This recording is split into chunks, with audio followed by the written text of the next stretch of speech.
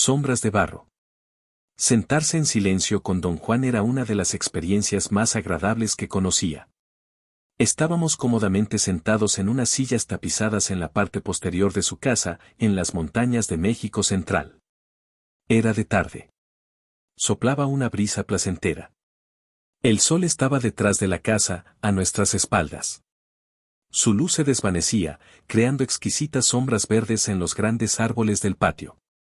Enormes árboles crecían alrededor de la casa y aún más allá, tapando la vista de la ciudad donde don Juan vivía. Me daba siempre la sensación de estar en un lugar salvaje distinto del árido desierto de Sonora, pero agreste de todos modos. Hoy vamos a discutir un tema muy serio de la brujería, dijo don Juan de manera abrupta, y vamos a comenzar por hablar del cuerpo energético. Me había descrito el cuerpo energético incontables veces, diciéndome que era un conglomerado de campos de energía que conforman el cuerpo físico cuando es visto como energía que fluye en el universo. Había dicho que era más pequeño, más compacto, y de apariencia más pesada que la esfera luminosa del cuerpo físico. Don Juan me había explicado que el cuerpo y el cuerpo energético eran dos conglomerados de campos energéticos comprimidos y unidos por una extraña fuerza aglutinante. Había enfatizado una y otra vez que la fuerza que une esos dos grupos de campos energéticos era, según los chamanes del México antiguo, la fuerza más misteriosa en el universo. Él estimaba que era la esencia pura de todo el cosmos, la suma total de todo lo que es. Había asegurado que el cuerpo físico y el cuerpo energético eran las únicas configuraciones de energía en contrapeso en el reino humano. Por tanto, él no aceptaba ningún otro dualismo. El dualismo entre cuerpo y mente, carne y espíritu, él los consideraba como una mera concatenación de la mente que surgía de ésta sin fundamento energético alguno. Don Juan había dicho que por medio de la disciplina es posible para cualquiera acercar el cuerpo energético hacia el cuerpo físico. Normalmente, la distancia entre los dos es enorme. Una vez que el cuerpo energético está dentro de cierto radio, que varía para cada uno de nosotros individualmente, cualquiera, por medio de la disciplina, puede tomar de él una réplica exacta del cuerpo físico, es decir, un ser sólido, tridimensional. De allí la idea de los chamanes del otro o del doble. Del mismo modo, a través de los mismos procesos de disciplina, cualquiera puede forjar de su cuerpo físico sólido, tridimensional, una réplica exacta de su propio cuerpo energético, es decir, una carga de energía etérea invisible al ojo humano, tal como lo es toda energía. Cuando don Juan me dio esta explicación, mi reacción había sido preguntarle si lo que él estaba describiendo era una proposición mítica. Él me había respondido que no hay nada mítico acerca de los chamanes. Los chamanes eran seres prácticos, y lo que ellos describían era siempre algo muy sobrio y muy realista. De acuerdo a don Juan, la dificultad de entender lo que los chamanes hacían estaba en que ellos procedían desde un sistema cognitivo diferente. Aquel día, sentados en la parte trasera de su casa en el centro de México, don Juan dijo que el cuerpo energético era de una importancia clave en todo lo que estaba ocurriendo en mi vida. Él veía como un hecho energético el que mi cuerpo energético, en lugar de alejarse de mí, como sucede normalmente, se me acercaba a gran velocidad. ¿Qué significa el que se me esté acercando, don Juan?, pregunté. Significa que algo te va a sacar la mugre, dijo don Juan sonriendo. Un grado tremendo de control va a aparecer en tu vida, pero no tu control, el control del cuerpo energético.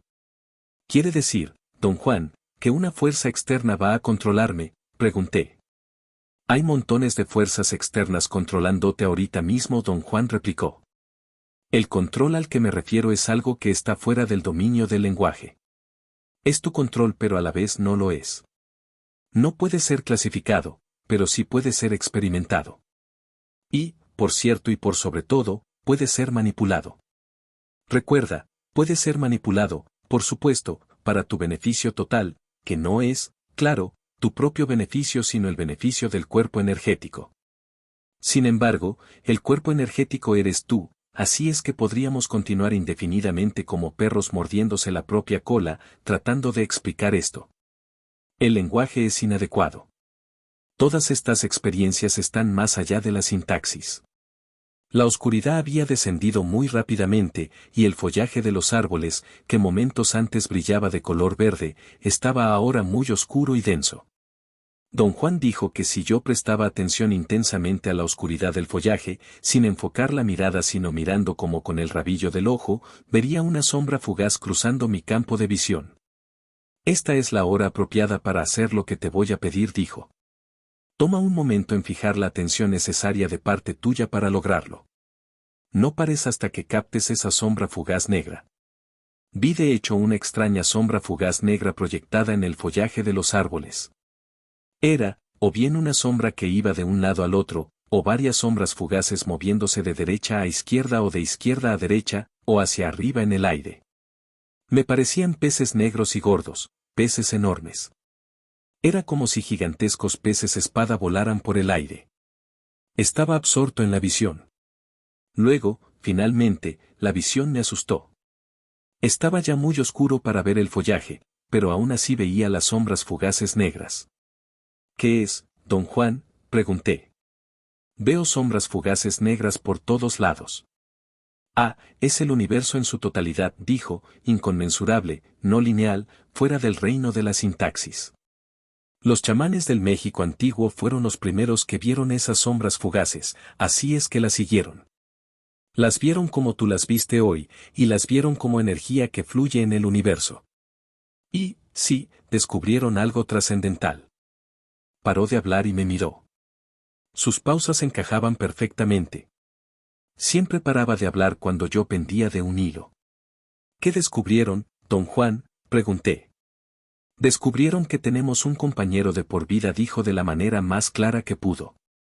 Tenemos un predador que vino desde las profundidades del cosmos y tomó control sobre nuestras vidas.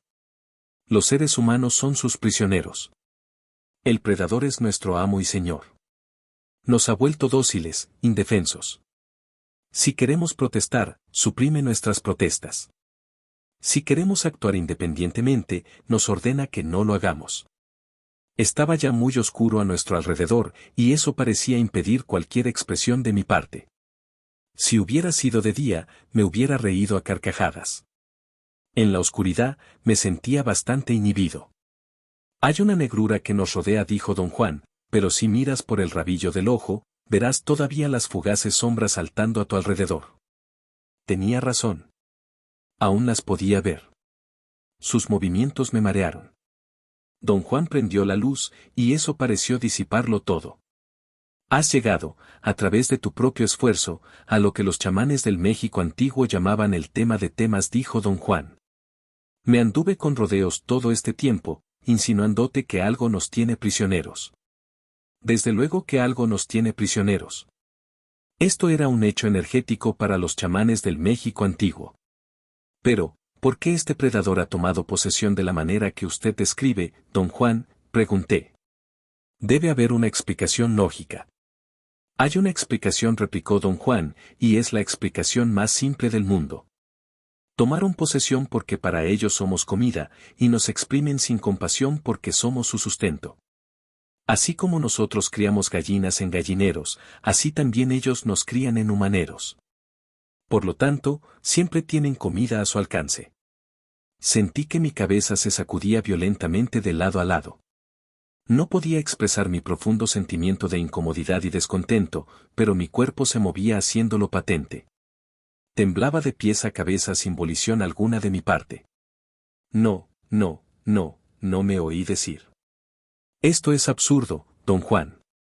Lo que usted está diciendo es algo monstruoso.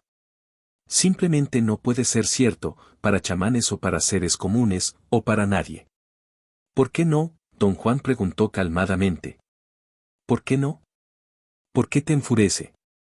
Sí, me enfurece, le contesté. Esas afirmaciones son monstruosas. Bueno, dijo, aún no has oído todas las afirmaciones. Espérate un momento y verás cómo te sientes. Te voy a someter a un bombardeo. Es decir, voy a someter a tu mente a tremendos ataques, y no te puedes ir porque estás atrapado. No porque yo te tenga prisionero, sino porque algo en ti te impedirá irte, mientras que otra parte de ti de veras se alocará. Así es que, ajustate el cinturón. Sentí que había algo en mí que exigía ser castigada. Don Juan tenía razón. No podría haberme ido de la casa por nada del mundo. Y aún así, no me gustaban para nada las insensateces que él peroraba. Quiero apelar a tu mente analítica, dijo don Juan. Piensa por un momento, y dime cómo explicarías la contradicción entre la inteligencia del hombre ingeniero y la estupidez de sus sistemas de creencias, o la estupidez de su comportamiento contradictorio. Los chamanes creen que los predadores nos han dado nuestros sistemas de creencias, nuestras ideas acerca del bien y el mal, nuestras costumbres sociales. Ellos son los que establecieron nuestras esperanzas y expectativas, nuestros sueños de triunfo y fracaso. Nos otorgaron la codicia, la mezquindad y la cobardía. Es el predador el que nos hace complacientes, rutinarios y egomaniáticos. ¿Pero de qué manera pueden hacer esto, don Juan?, pregunté, de cierto modo más enojado aún por sus afirmaciones. ¿Susurran todo esto en nuestros oídos mientras dormimos? No, no lo hacen de esa manera, eso es una idiotez, dijo don Juan, sonriendo. Son infinitamente más eficaces y organizados que eso. Para mantenernos obedientes y dóciles y débiles, los predadores se involucraron en una maniobra estupenda, por supuesto, desde el punto de vista de un estratega. Una maniobra horrible desde el punto de vista de quien la sufre. Nos dieron su mente. ¿Me escuchas? Los predadores nos dieron su mente, que se vuelve nuestra mente. La mente del predador es barroca, contradictoria, mórbida, llena de miedo a ser descubierta en cualquier momento. Aunque nunca has sufrido hambre, continuó, sé que tienes unas ansias continuas de comer, lo cual no es sino las ansias del predador que teme que en cualquier momento su maniobra será descubierta y la comida le será negada. A través de la mente, que después de todo es su mente, los predadores inyectan en las vidas de los seres humanos lo que sea conveniente para ellos. Y se garantizan a ellos mismos, de esta manera, un grado de seguridad que actúa como amortiguador de su miedo. No es que no pueda aceptar esto como válido, don Juan, dije. Podría, pero hay algo tan odioso al respecto que realmente me causa rechazo. Me fuerza a tomar una posición contradictoria. Si es cierto que nos comen, ¿cómo lo hacen? Don Juan tenía una sonrisa de oreja a oreja. Rebosaba de placer. Me explicó que los chamanes ven a los niños humanos como extrañas bolas luminosas de energía, cubiertas de arriba a abajo con una capa brillante, algo así como una cobertura plástica que se ajusta de forma ceñida sobre su capullo de energía. Dijo que esa capa brillante de conciencia era lo que los predadores consumían, y que cuando un ser humano llegaba a ser adulto, todo lo que quedaba de esa capa brillante de conciencia era una angosta franja que se elevaba desde el suelo hasta por encima de los dedos de los pies. Esa franja permitía al ser humano continuar vivo, pero solo apenas. Como si hubiera estado en un sueño, oía don Juan Matus explicando que, hasta donde él sabía, la humanidad era la única especie que tenía la capa brillante de conciencia por fuera del capullo luminoso. Por lo tanto, se volvió presa fácil para una conciencia de distinto orden, tal como la pesada conciencia del predador. Luego hizo el comentario más injuriante que había pronunciado hasta el momento. Dijo que esta angosta franja de conciencia era el epicentro donde el ser humano estaba atrapado sin remedio. Aprovechándose del único punto de conciencia que nos queda, los predadores crean llamaradas de conciencia que proceden a consumir de manera despiadada y predatorial. Nos otorgan problemas banales que fuerzan a esas llamaradas de conciencia a crecer, y de esa manera nos mantienen vivos para alimentarse con la llamarada energética de nuestras pseudo-preocupaciones. Algo debía de haber en lo que don Juan decía, pues me resultó tan devastador que a este punto se me revolvió el estómago. Después de una pausa suficientemente larga para que me pudiera recuperar, le pregunté a don Juan. ¿Pero por qué, si los chamanes del México antiguo, y todos los chamanes de la actualidad, ven los predadores, no hacen nada al respecto? No hay nada que tú y yo podamos hacer, dijo don Juan con voz grave y triste. Todo lo que podemos hacer es disciplinarnos hasta el punto de que no nos toquen. ¿Cómo puedes pedirles a tus semejantes que atraviesen los mismos rigores de la disciplina? Se reirán y se burlarán de ti, y los más agresivos te darán una patada en el culo. Y no tanto porque no te crean. En lo más profundo de cada ser humano, hay un saber ancestral, visceral acerca de la existencia del predador. Mi mente analítica se movía de un lado a otro como un yoyo. Me abandonaba y volvía, me abandonó de nuevo y volvía otra vez. Lo que don Juan estaba afirmando era absurdo e increíble. Al mismo tiempo, era algo de lo más razonable, tan simple. Explicaba cada contradicción humana que se me pudiera ocurrir. Pero ¿cómo podría cualquier persona haber tomado esto con seriedad? Don Juan me empujaba al paso de una avalancha que me derribaría para siempre. Sentí otra ola de una sensación amenazante. La ola no provenía de mí, y sin embargo estaba unida a mí. Don Juan estaba haciéndome algo misteriosamente positivo y a la vez terriblemente negativo. Lo sentí como un intento de cortar una fina lámina que parecía estar pegada a mí. Sus ojos estaban fijos en los míos, me miraba sin parpadear. Alejó sus ojos de mí y comenzó a hablar sin volver a mirarme. Cuando las dudas te asalten hasta el punto de que corras peligro, dijo, haz algo pragmático al respecto. Apaga la luz. Perfora la oscuridad. Averigua qué puedes ver. Se levantó para apagar la luz. Lo frené. No, don Juan, dije, no apague la luz. Estoy bien. Lo que sentía era algo fuera de lo normal, un inusual miedo a la oscuridad. El solo pensar en ella me producía jadeos. Definitivamente sabía algo visceralmente, pero ni loco lo tocaría o lo traería a la superficie, por nada del mundo. ¿Viste las sombras fugaces contra los árboles?, dijo don Juan, reclinándose en su silla. Estuviste muy bien. Ahora me gustaría que las vieras en esta habitación. No estás viendo nada. Simplemente estás captando imágenes fugaces. Tienes suficiente energía para hacerlo. Temía que don Juan se levantara y apagara la luz de la habitación, y así lo hizo. 2 segundos más tarde yo estaba gritando a grito pelado. No solo capté la visión de esas imágenes fugaces, sino que las oí zumbando en mis oídos. Don Juan prendió la luz mientras se doblaba de risa. «¿Qué tipo temperamental?», dijo. Un completo incrédulo, por un lado, y por el otro un pragmatista. Tienes que arreglar esta lucha interna. Si no, vas a hincharte y a reventar como sapo. Don Juan continuó hincándome su púa más y más profundo. Los chamanes del México antiguo, dijo, vieron al predador.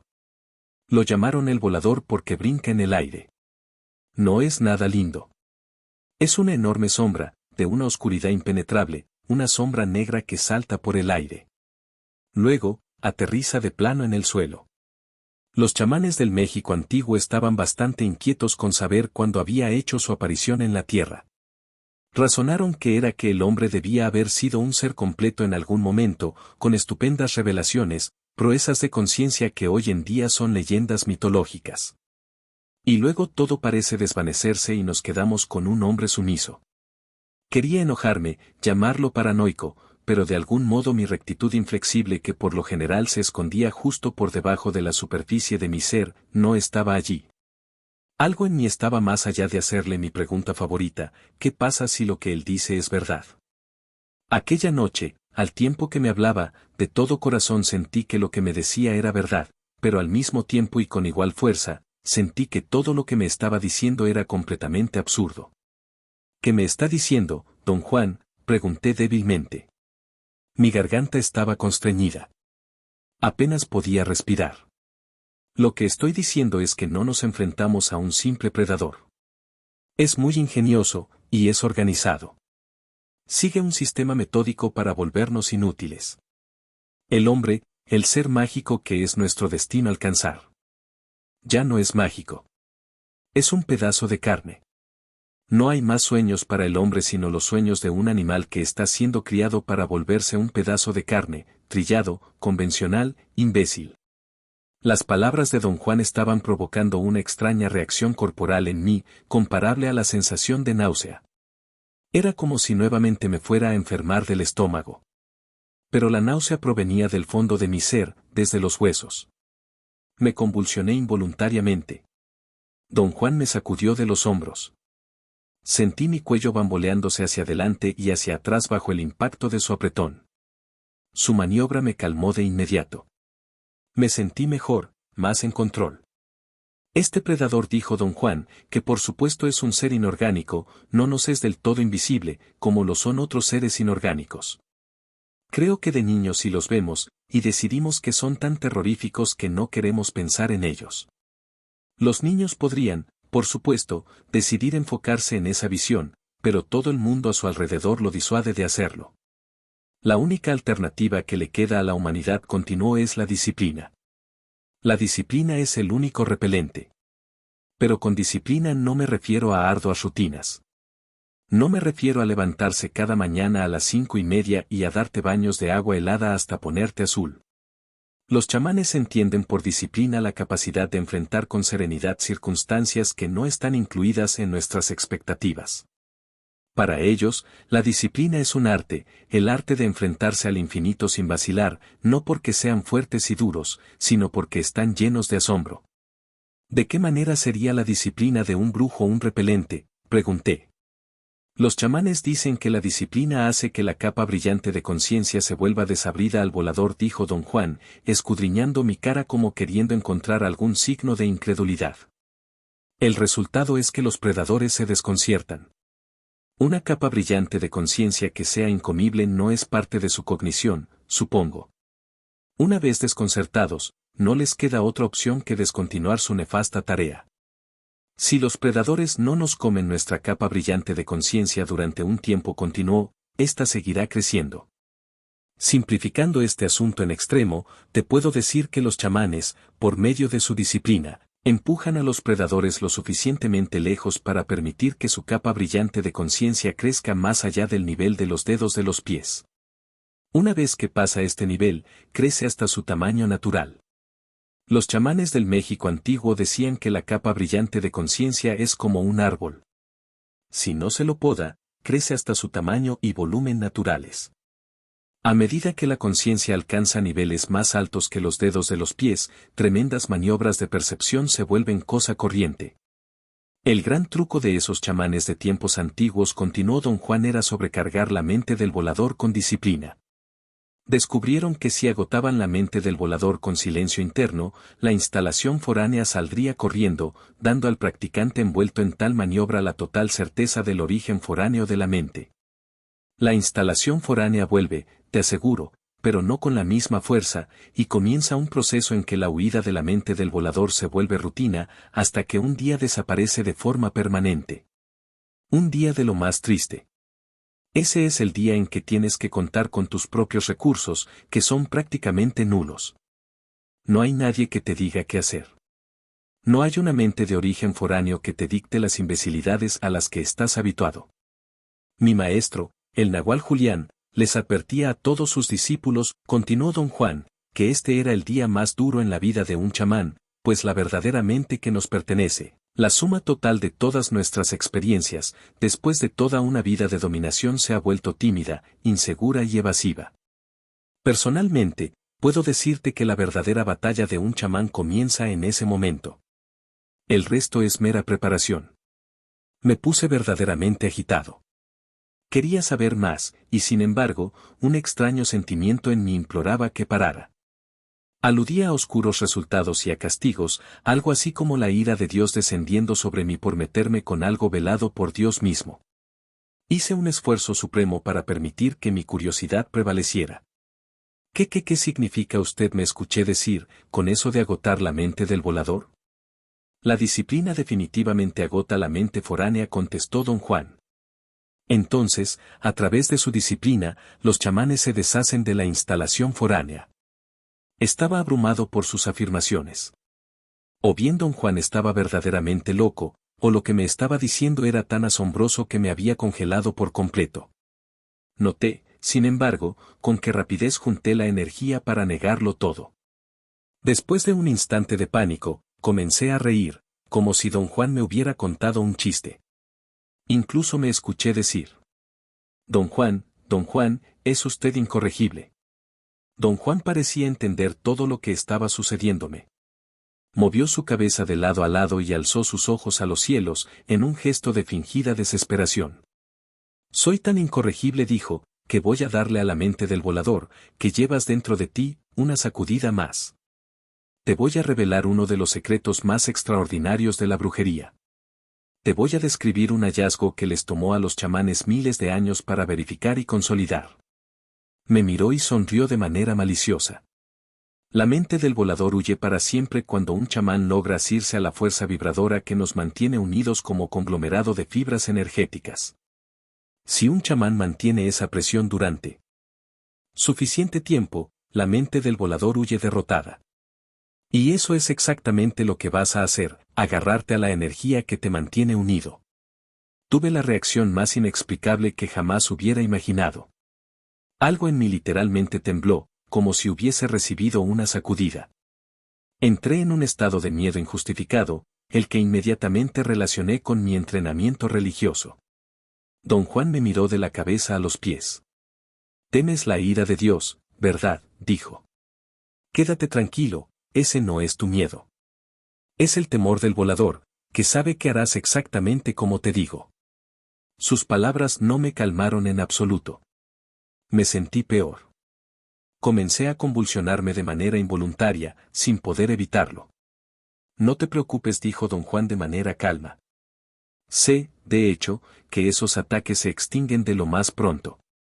La mente del volador no tiene concentración alguna. Después de un momento, todo paró, como lo había previsto don Juan. Decir nuevamente que estaba abrumado es un eufemismo. Esta era la primera vez en mi vida, conocí a don Juan, que no sabía si iba o venía. Quería levantarme de la silla y caminar por la habitación, pero estaba mortalmente asustado. Estaba lleno de aserciones racionales, y a la vez repleto de un miedo infantil.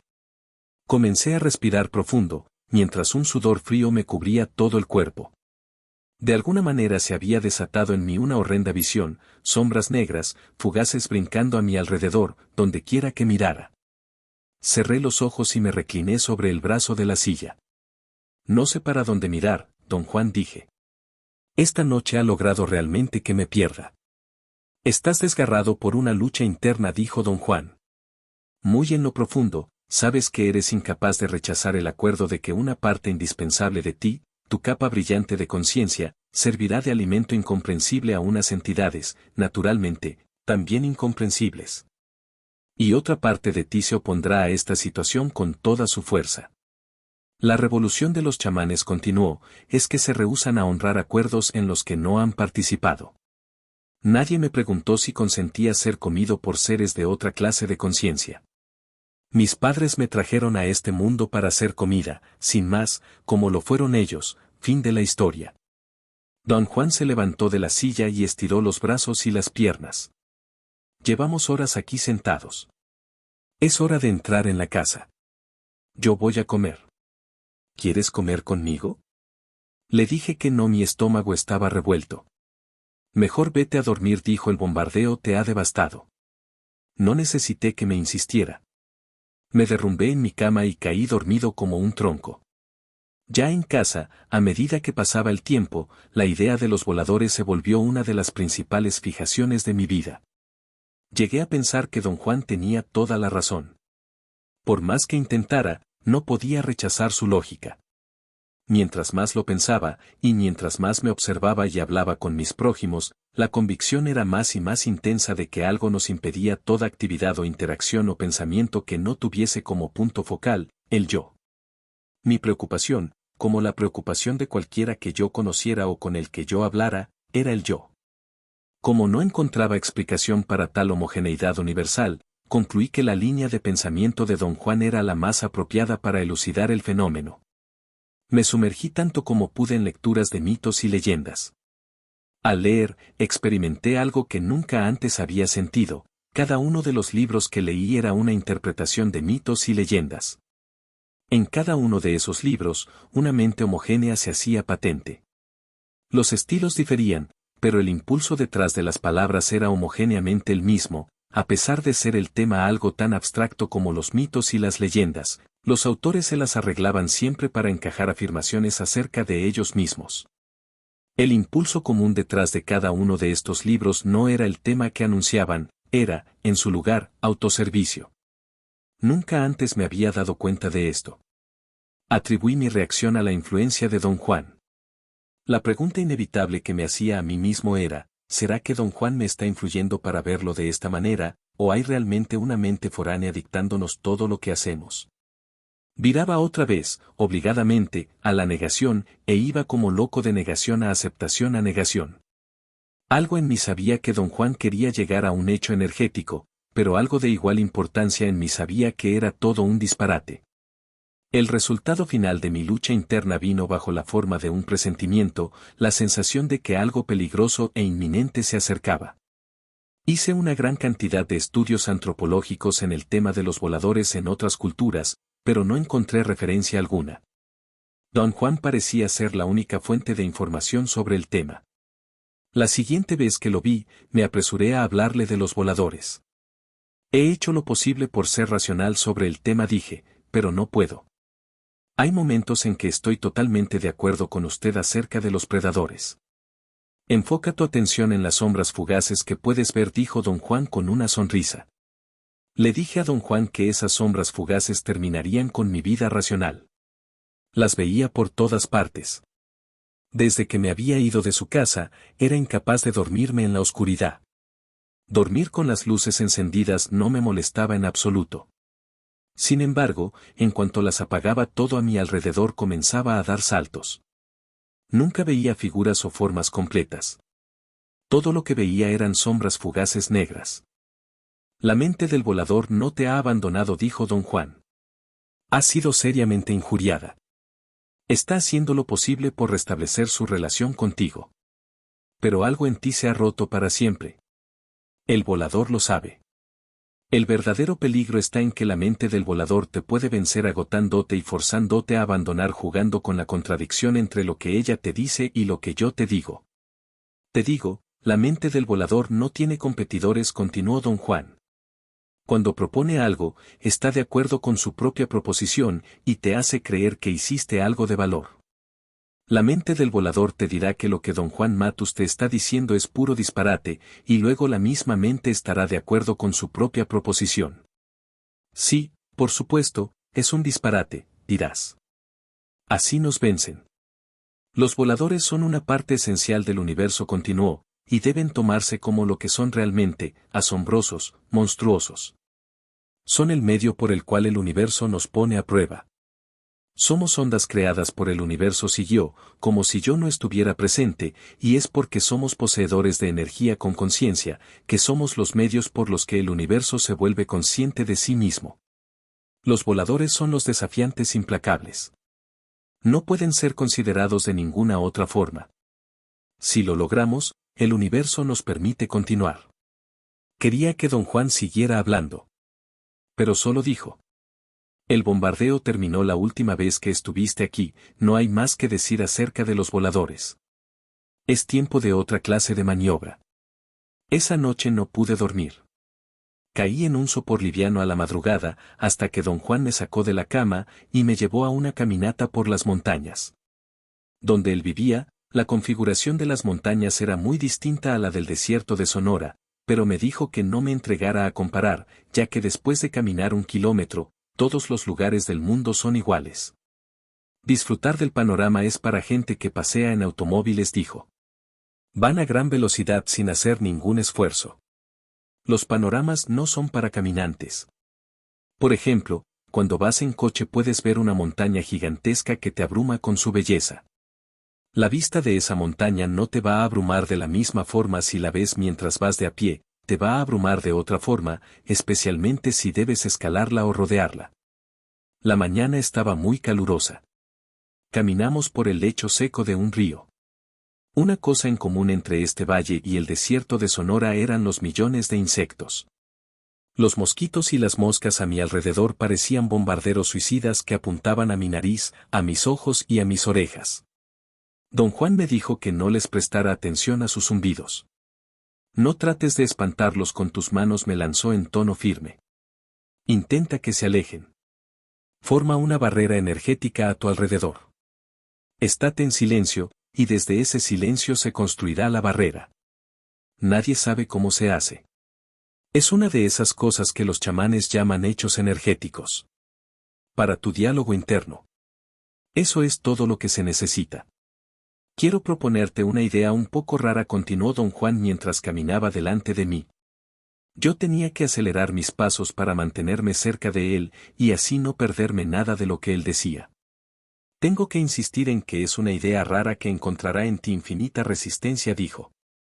Debo advertirte que no la aceptarás con facilidad. Pero no por el hecho de que es rara debes rechazarla. Eres un científico social. Por lo tanto, tu mente está siempre abierta a la investigación, ¿verdad? Don Juan se estaba burlando de mí desvergonzadamente. Yo lo sabía, pero no me molestaba. Quizá porque él caminaba tan rápido y yo debía seguirle el paso haciendo tremendos esfuerzos, su sarcasmo se deslizaba sobre mí y en lugar de molestarme, me hacía reír. Mi atención total estaba enfocada en lo que él decía, y los insectos o bien dejaron de molestarme porque había intentado una barrera a mi alrededor, o porque estaba tan ocupado escuchando a don Juan, que ya no me molestaban sus zumbidos. La idea rara, dijo lentamente, midiendo el efecto de sus palabras, es que todo ser humano en esta tierra parece tener las mismas reacciones, los mismos pensamientos, los mismos sentimientos. Parecen responder de la misma manera a los mismos estímulos. Esas reacciones parecen estar en cierto modo nubladas por el lenguaje que hablan, pero si escarbamos esa superficie son exactamente las mismas reacciones que asedian a cada ser humano en la tierra. Me gustaría que esto te causara curiosidad como científico social, por supuesto, y que veas si puedes explicar esta homogeneidad. Don Juan recolectó una serie de plantas. Algunas apenas eran visibles. Parecían ser algas, musgos. Mantuve abierta su bolsa y dejamos de hablar. Cuando tuvo suficientes plantas, se encaminó hacia su casa y comenzó a caminar a toda velocidad. Dijo que quería limpiar y separar esas plantas y ordenarlas antes de que se secaran demasiado. Yo me encontraba absorto pensando en la tarea que él me había delineado. Comencé por pensar si conocía algún artículo o trabajo sobre el tema. Supuse que debía investigarlo, y decidí que comenzaría por leer todo lo escrito sobre carácter nacional. Me entusiasmé de manera fortuita con el tema, y quería volver enseguida a mi casa y emprender la tarea con seriedad. Sin embargo, antes de llegar a su casa, don Juan se sentó en una saliente alta que daba sobre el fondo del valle. No dijo nada por un rato. No le faltaba el aire. Yo no comprendía por qué se había detenido a sentarse. La tarea del día, para ti, dijo abruptamente, en tono de presagio, es una de las tareas más misteriosas de la brujería, algo que va más allá del lenguaje, más allá de las explicaciones. Hoy nos fuimos de caminata, hablamos, porque el misterio de la brujería debe ser amortiguado con lo mundano. Debe partir de la nada, y debe volver nuevamente a la nada. Ese es el arte del guerrero viajero, pasar por el ojo de una aguja sin ser notado. Por tanto, prepárate acomodando tu espalda contra esta pared de roca, lo más lejos posible del borde. Estaré cerca de ti, en caso de que te desmayes o te caigas. ¿Qué está tramando, don Juan?, pregunté, y mi alarma era tan patente que enseguida bajé la voz. Quiero que cruces las piernas y entres en un estado de silencio interno, dijo.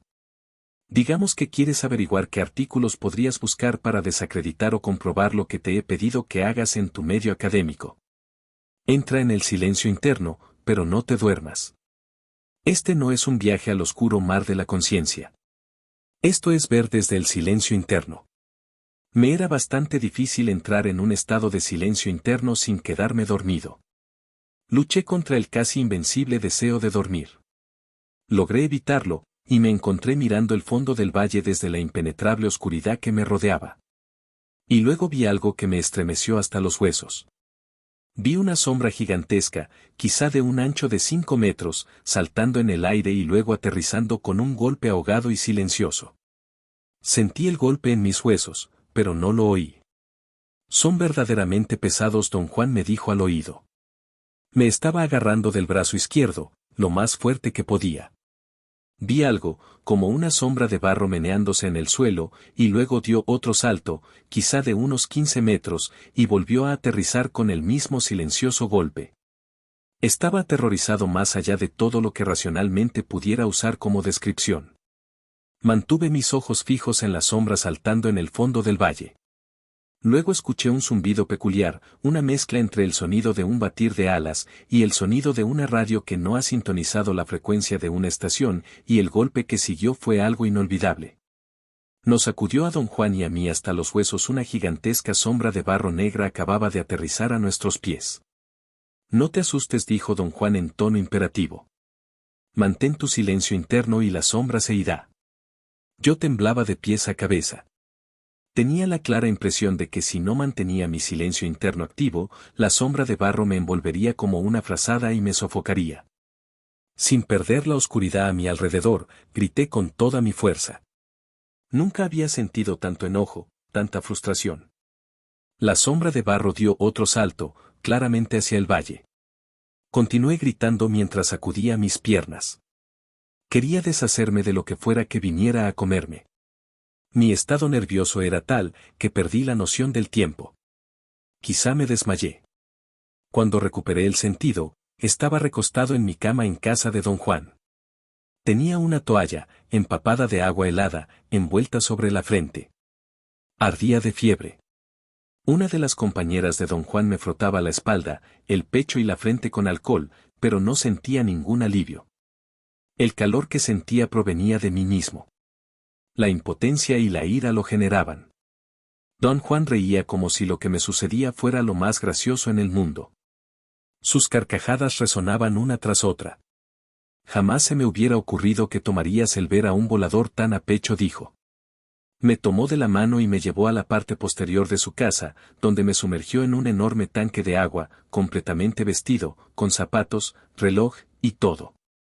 Mi reloj, grité. Don Juan se contorsionaba de risa. No deberías usar reloj cuando vienes a verme, dijo.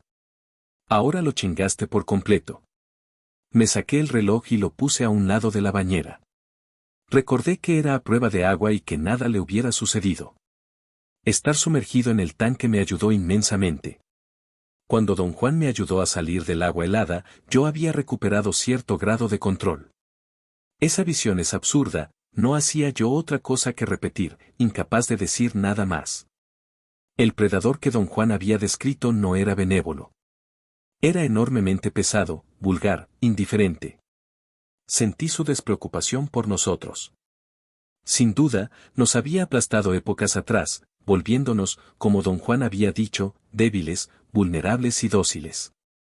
Me quité la ropa húmeda, me cubrí con un ponchó, me senté en la cama, y lloré desconsoladamente, pero no por mí. Yo tenía mi ira, mi intento inflexible, para no dejarme comer. Lloré por mis semejantes, especialmente por mi padre. Nunca supe, hasta ese momento, que lo quería tanto. Nunca tuvo la opción, me escuché repetir una y otra vez, como si las palabras no fueran realmente mías. Mi pobre padre, el ser más generoso que conocía, tan tierno, tan gentil, tan indefenso.